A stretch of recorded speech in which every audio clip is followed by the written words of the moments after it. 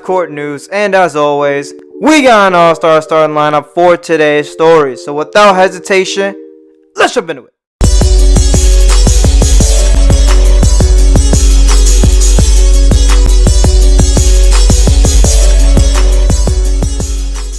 Alright, so first things first, we're going to talk about the Ukraine-Russia war. And even though I understand that it is a tragedy, and I send my condolences out to the innocent people who have been killed and all that stuff, I'm going to try to put my own spin on it. I'm going to try and put it in a positive manner, and we're going to discuss some of the memes that have been generated because of it.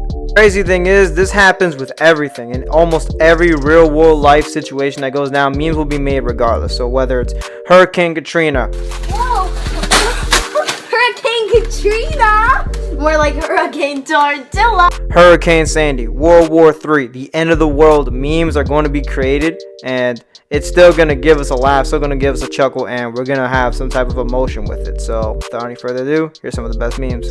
Even though I did say I'm going to cover some of the best memes that we've seen so far, really quickly, I just want to talk about the fact how the Batman got halted in Russia and Ukraine. It'll no longer be releasing on Friday, which is a day I'm going to personally go and try and see it. And I find it crazy how it's really going to be halted. It's really going to be stopped. They're not going to broadcast it. And I mean, it does make sense. There's a fucking war going on. Like, hey, I'm sorry, Janice. I'm going to go pull up and see the Batman, even though there's a fucking army tanks and all this other shit pulling up. I'm sorry, I still got to go see it.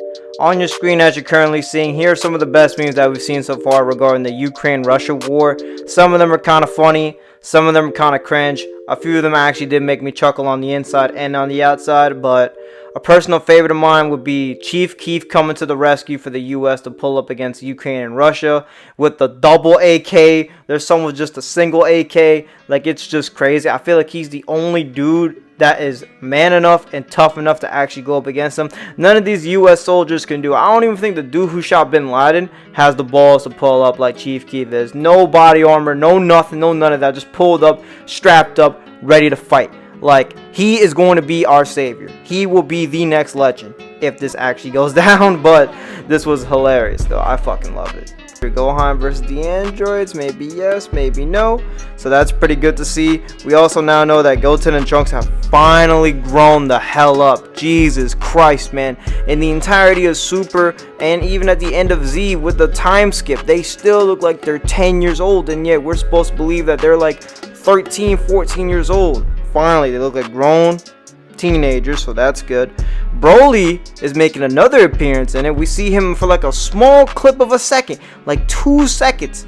And it's been confirmed that he's training with Goku to be stronger, and he is going to be playing a somewhat of a decent role in the film. The last bit of news is the resurrection of a new villain that no one has ever seen before. So they may or may not be talking about Cell. They may or may not be talking about Android 16, 17. Maybe bringing back a former Android.